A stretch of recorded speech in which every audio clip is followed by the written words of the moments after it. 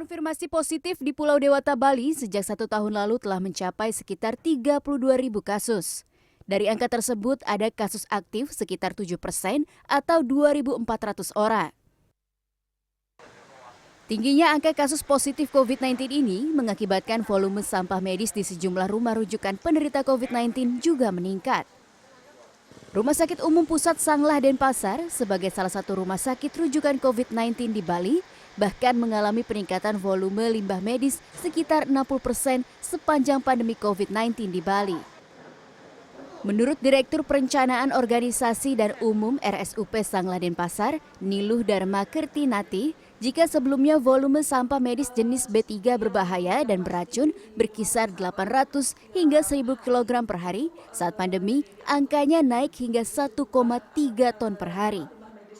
Jadi peningkatan dari jumlah limbah medis pada saat pandemi ini itu karena saat ini kan semua petugas kita menggunakan APD ya. Jadi kalau sebelumnya itu mereka nggak pakai APD, jadi dari jumlah APD itu sendiri setiap hari itu lumayan banyak. Jadi berapa petugas yang melayani pasien, dari dokter, perawat, kemudian dari cleaning service-nya, ahli gizinya, radiografer dan semuanya. Semua petugas yang masuk ke ruangan COVID itu harus menggunakan APD yang lengkap. Limbah medis yang dihasilkan rumah sakit terbagi menjadi 3, limbah gas, limbah cair, dan padat atau B3.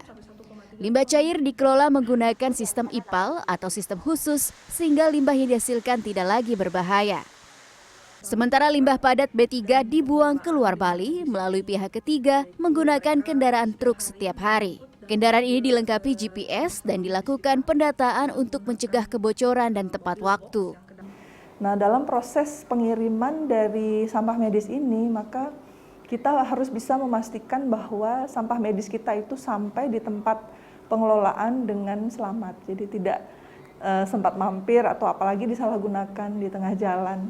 Misalnya diambil atau dikeluarkan, sehingga itu tentu akan berbahaya, sangat berbahaya untuk masyarakat. Jadi dengan sistem GPS ini itu seperti Gojek ya.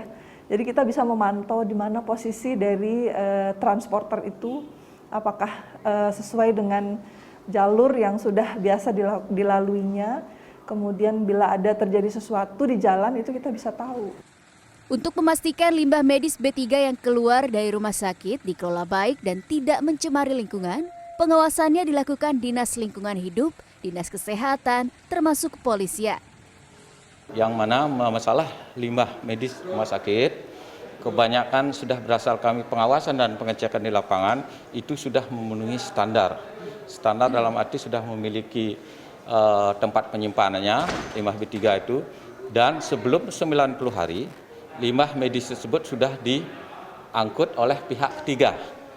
Dia kerjasama dengan pihak ketiga yang berizin itu, Bu. Itu selama ini kita sudah lakukan baik pengawasannya di dalam rumah sakit maupun di dalam pengangkutan di luar. Pengelolaan dan pengiriman sampah medis B3 dari rumah sakit serta fasilitas kesehatan di Bali saat ini masih dilakukan oleh pihak ketiga di Jawa Timur. Ayu Ngurah Dewi, Kartika Widowati, Denpasar, Bali.